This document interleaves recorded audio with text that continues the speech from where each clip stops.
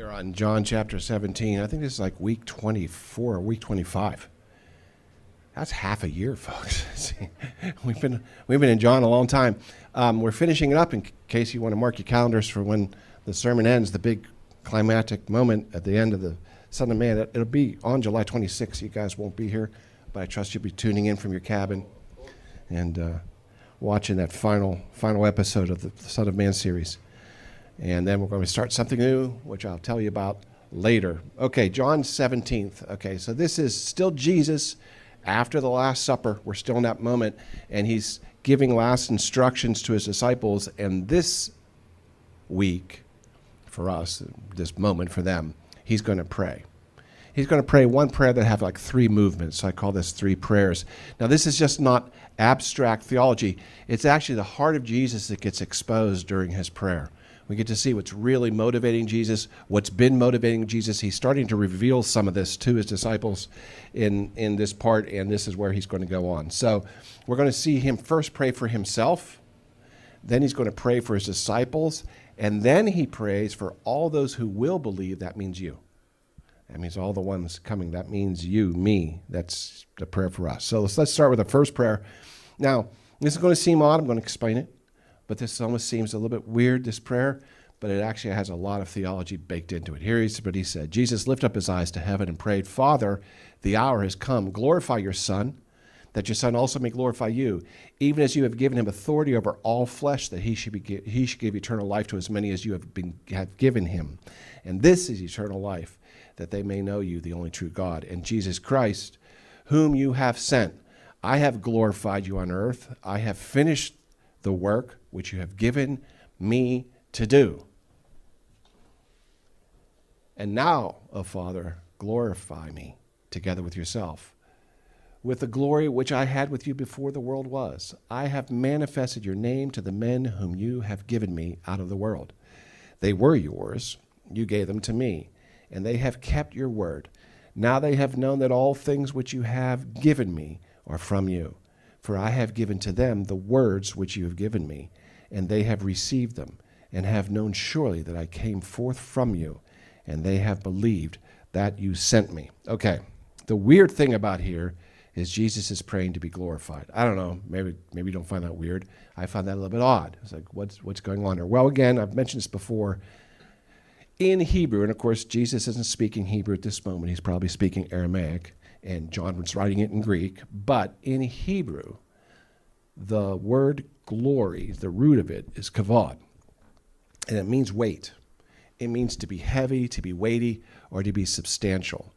So we don't think about glory in those terms, right? We don't normally think about glory means weight, but that's where it comes from, and that's what's being used here when Jesus speaks. He's saying that it's going to have weight. Glory has weight. Now, interestingly, for those of you who are nerds, language nerds, listen up, because what John writes is actually in Greek, and the Greek word is doxa. And that used to mean, prior to this moment, it meant opinion or reputation or what others think of you, something we might call fame, actually, right? But the interesting thing is, after John uses it this time, its meaning changes. And you'll see in later Greek writings that it actually means weight and substance. So he actually steals the word in Greek and makes it like the word in Hebrew. So I just want to say that this is really what he means. He means the Hebrew word when he writes this. And Jesus means the Hebrew word when he preaches this. And the thing is that we don't fully understand it because we don't fully understand what glory means. Because we think it means fame, and it doesn't. That's not glory. Glory has weight associated with it, which is why God says he won't share his glory. He can't share his glory with you because it weighs too much. It would crush you. It's also, by the way, why Adam and Eve were put out the Garden of Eden, because when they were first created, we were created to be able to handle the weight of God's glory, but when they sinned, death enters into their body. They start decaying. It'll take them 150 years to die, but that'll change over the time. But as it goes on, they're going to get weaker and weaker and weaker. They can no longer bear the weight of God's glory. We see this show up actually way back in Exodus. Moses, who was God's friend, God says of Moses, there's never been anyone like Moses. I speak to him as a friend. And yet, when he was with his friend on the mountain, and Moses says to him, show me your glory. In other words, we don't know how God was talking to him, but it seems like maybe he was always popping in that, that burning bush and speaking to him through that. We don't know. But he didn't really reveal himself to him. Now, he revealed enough of himself that when Moses would come down from the mountain after talking to God, his face shone so brightly he had to wear a veil over it because people couldn't stand to look at him. That was reflective glory. That wasn't even the real thing. But Moses says to God, and Moses, and God has just told Moses that he really loves him and he is a friend. And he says, well, then show me your glory. Why are you hiding it? Show me your glory. And God says this, okay, here's what I'm going to do. I'm going to make my goodness pass before you. I will proclaim the name of the Lord before you because I'm going to be gracious to whom I will be gracious. It means I will do it. I will have compassion on whom I will have compassion. But you cannot see my face, for no man shall see me and live. And it's not because, oh, you saw me, I have to kill you. It's you can't bear the glory of God because the glory of God has weight associated with it. So I'm going to kind of really focus on this idea of weight. And glory is more than just weight. But since we never think of it that way, let's focus on what that means. And again, the reason why is because we always think when we see that, we think fame. But here's just going to give you a picture of fame. If you picture taking a mirror out and dropping it on the ground, by the way, I preached all this in week 2. But that was a half a year ago, so I figure you all forgot by now. But if you take a mirror and drop it on the ground outside, and one fragment of that mirror, if you picked it up, that splinter of that mirror, reflecting the sunlight, that's fame. Glory is the sun, right? That's the difference between the sun. And yet we see all kind of people in our world who got famous and can't handle it, and it crushes them, and it ruins them. It's, we have a whole history of famous people who commit suicide, drug overdose, burn out, die young. And we always see that. And why? Why? Just because of the fame. Fame is nothing compared to glory. Yet just the weight of the fame was more than they could handle. And it crushed them. So this is what Jesus is talking about when he says, glorify me. He's basically saying, you can let some of the weight of the glory come to me now, right? He and the Father will be glorified at the cross. That's what Jesus is talking about. He says, what he's talking about, understand, when he's speaking about, I'm going to be glorified, glorify me now, then I'm going to see my glory. That's the cross. He's actually speaking about the cross right now. Because that's the weight of everything is met in the cross, right? When he will bear the full weight of the world's sin, that's when he's going to be glorified. When he's saying, glorify me now, that's what he's asking for, the weight of the cross. He said, Jesus saying to him.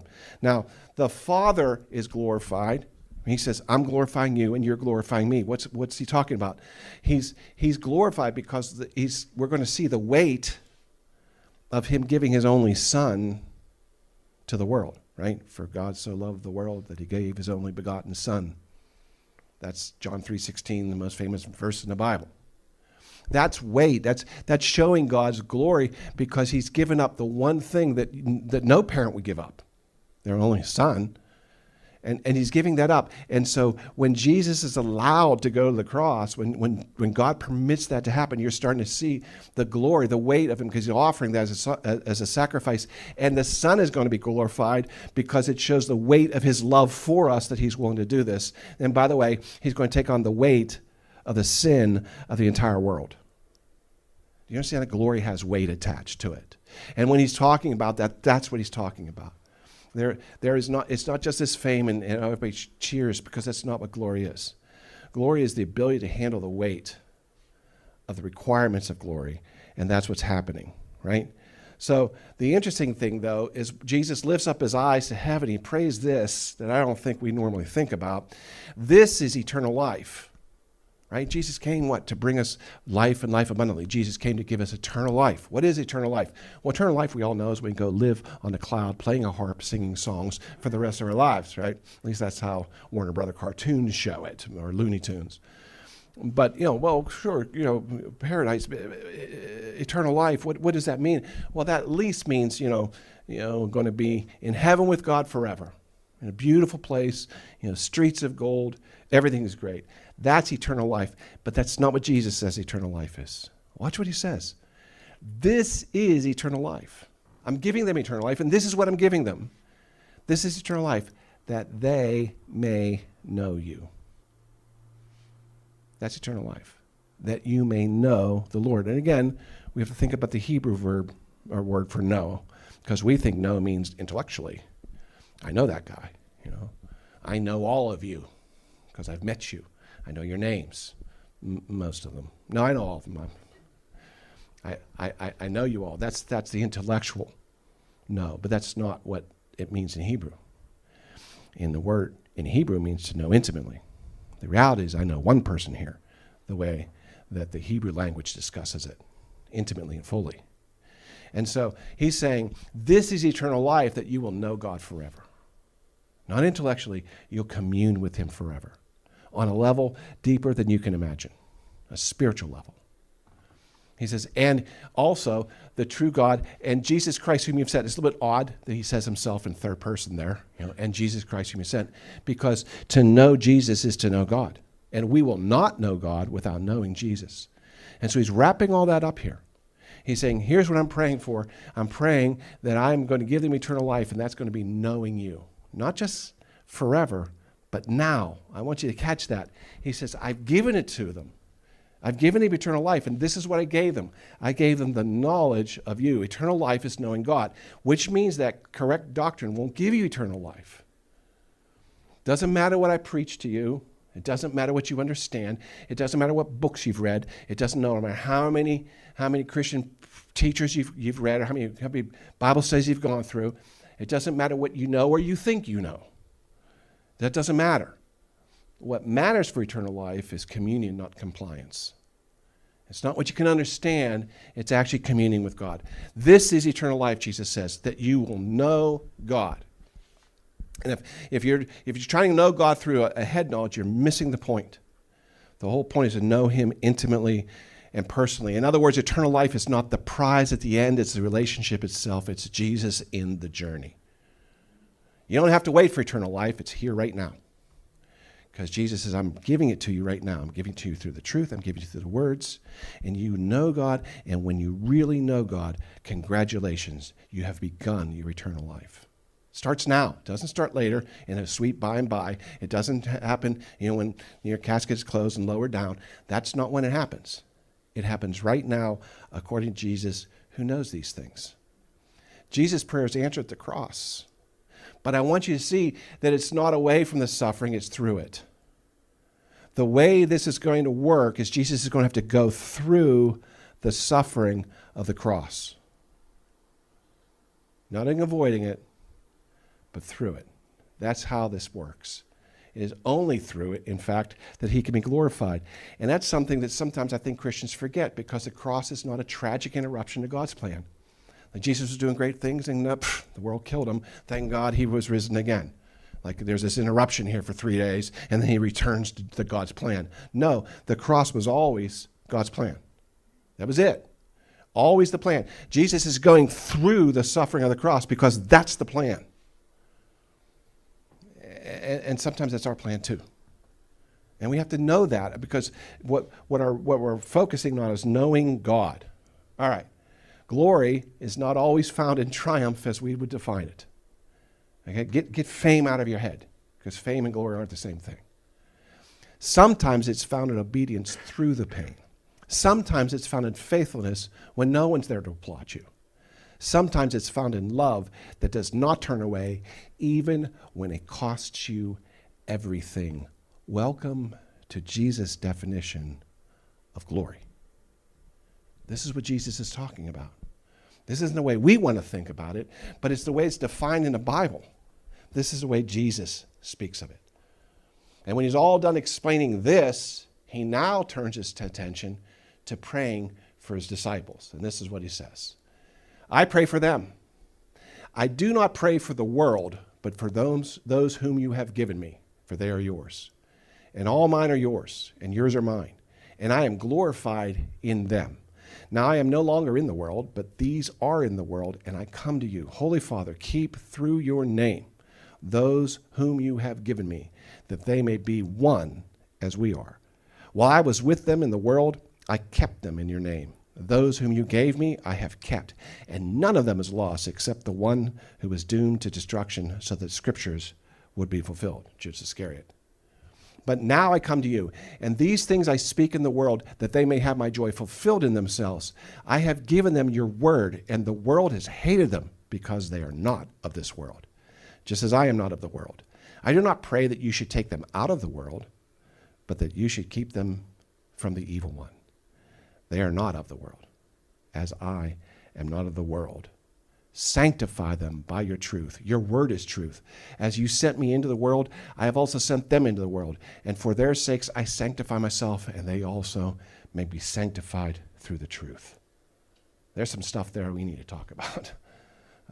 First of all, I want you to see that Jesus only intercedes for his disciples. This bothers some people because Jesus literally says this, I'm not praying for the world.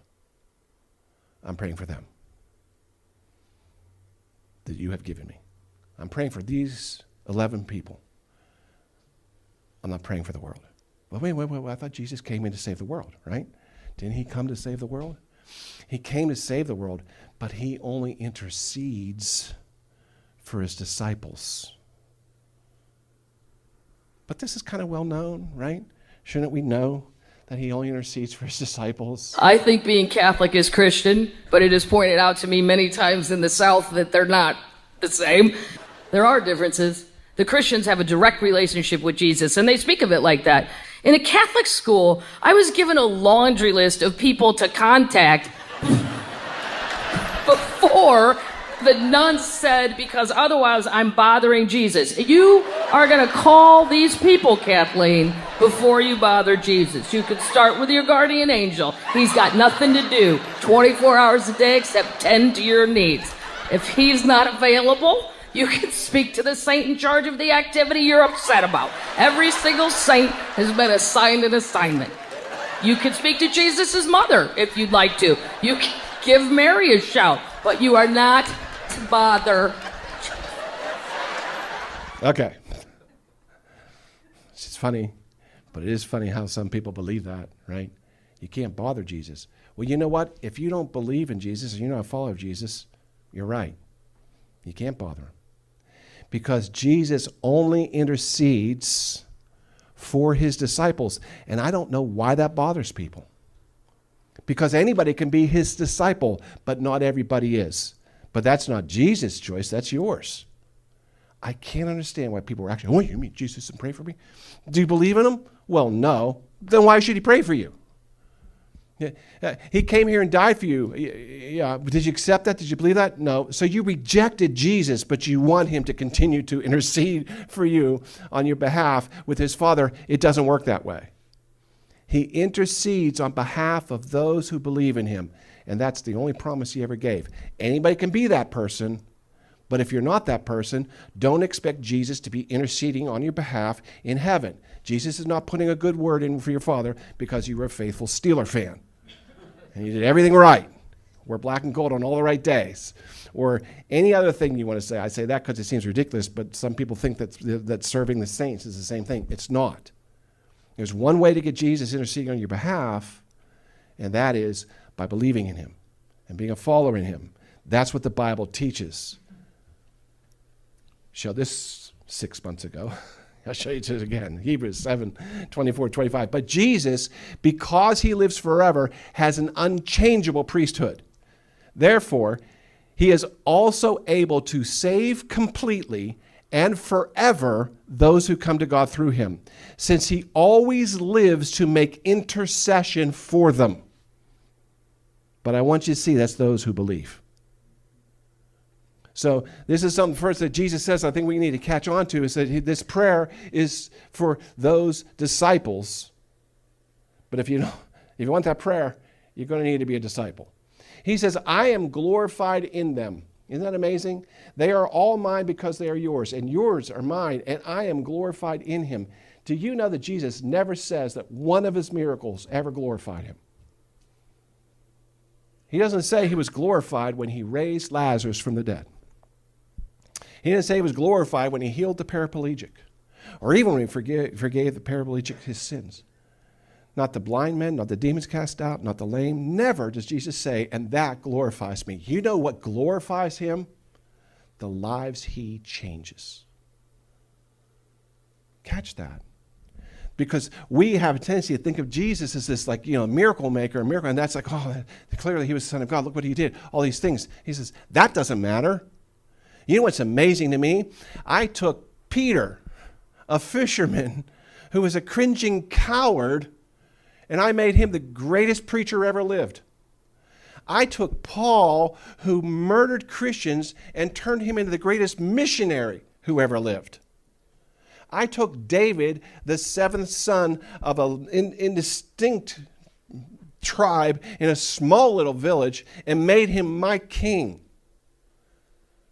Jesus is glorified by the lives he changes, because that's what he came here to do. The miracles are incidental.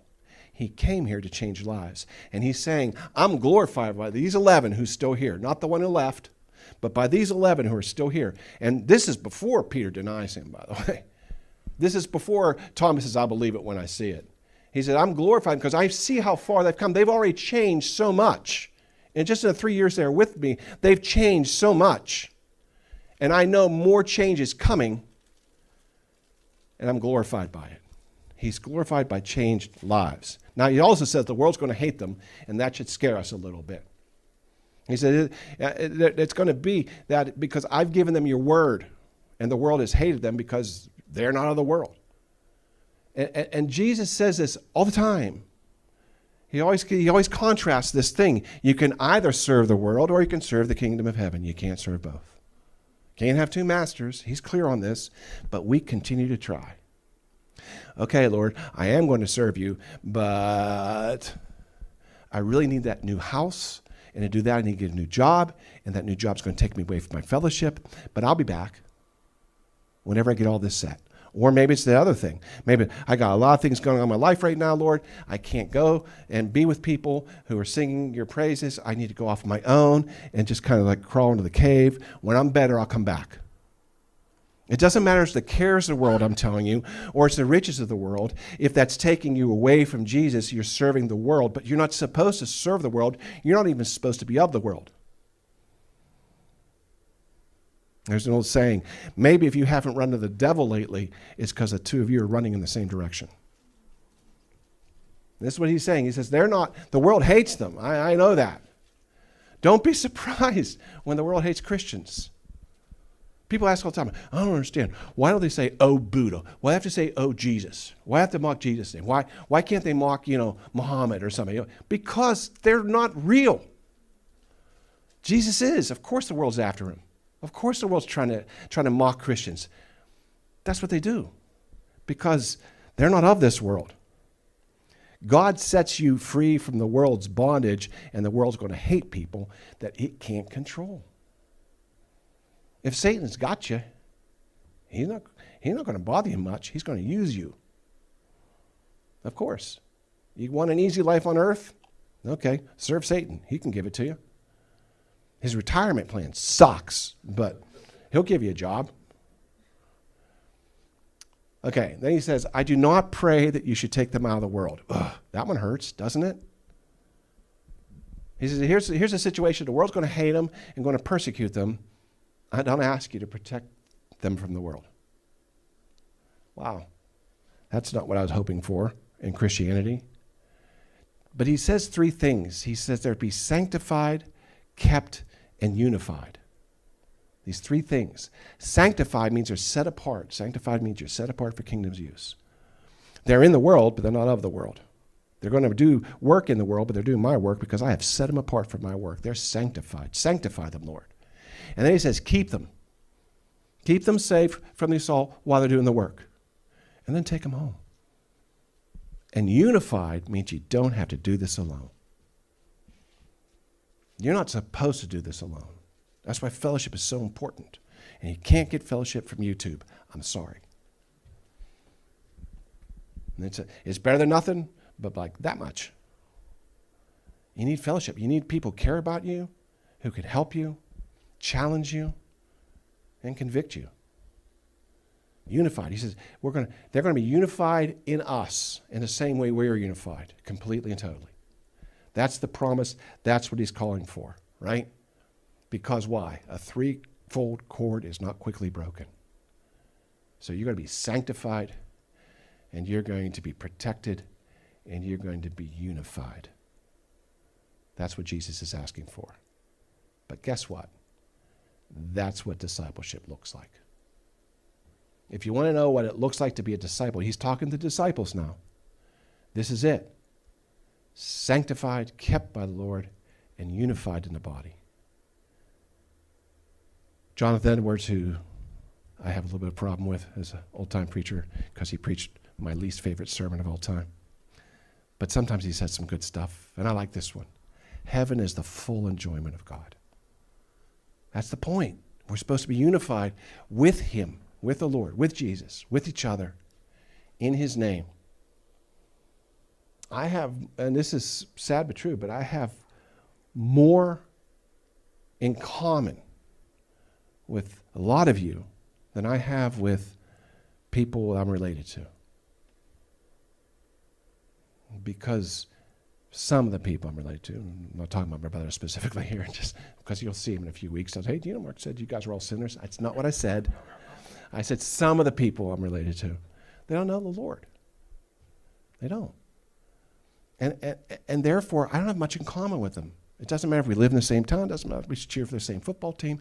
That there's only a small little bit, the important things that matter in my life, I can't talk to them about. And I think some of you experience that. I know I remember I experienced it years ago before we started Spirit Chapel, and I started getting serious in my relationship with God. And we had a Bible study group that we were part of, and we really loved those people. And we went to a party. It wasn't a bad party, but it was a party. It was just a normal party. And I had nothing to say to any of them. It just like, I made small talk, but it was all small talk. And when I'm with the Bible study, it's not small talk, it's eternal talk. And you feel the difference of it.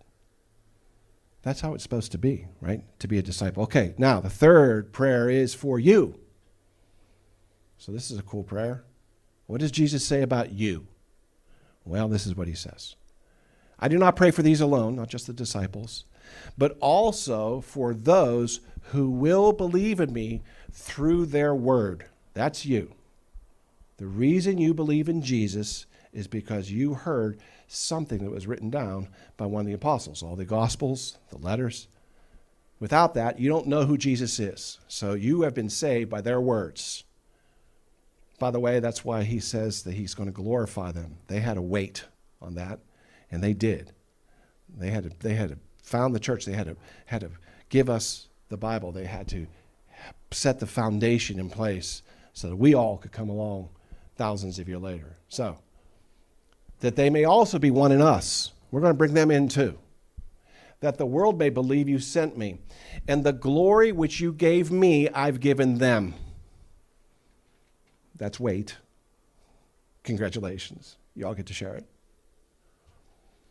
That they may be one just as we are one. I and them, you and me, and that they may be made perfect in one. We'll make them perfect. That's what he's saying. Father, I desire that they also, whom you gave me, may be with me where I am, that they may behold my glory, which you have given me, for you loved me before the foundation of the world.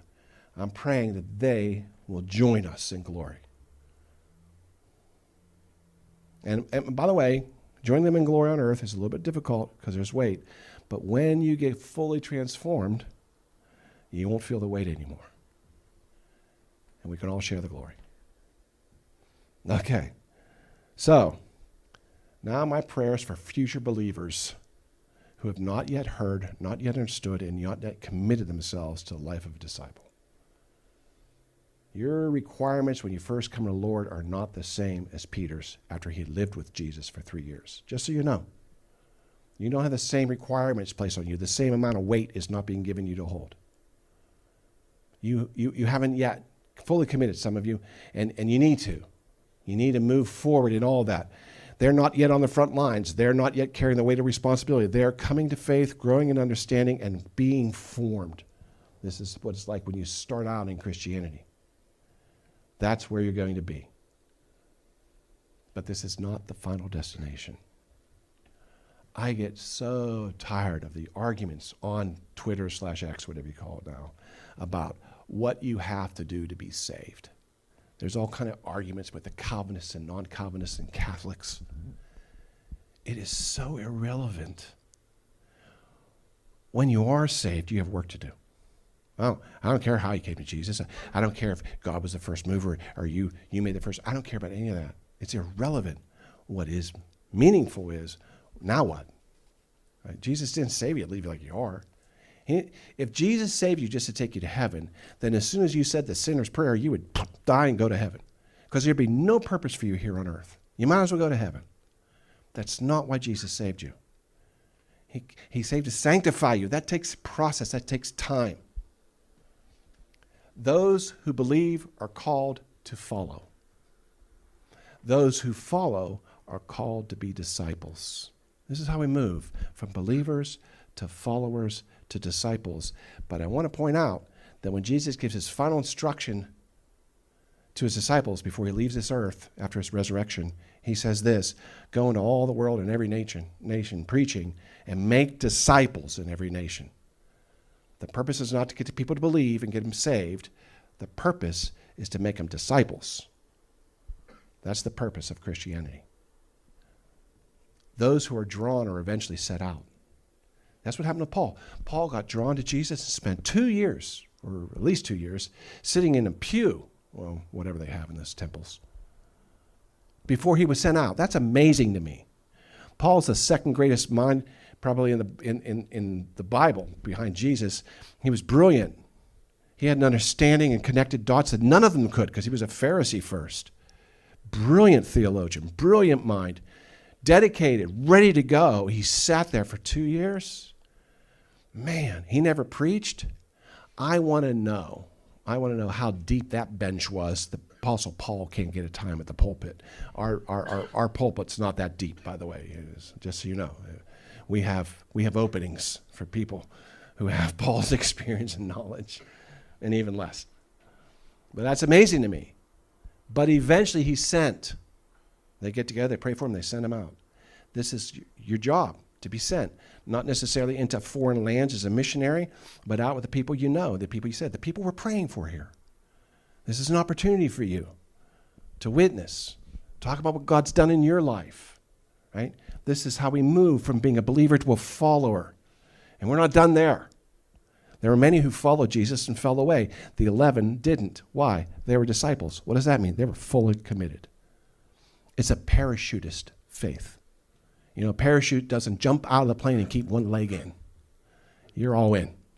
You have full faith in that parachute. You jump out into the blue sky, falling down. That parachute better work.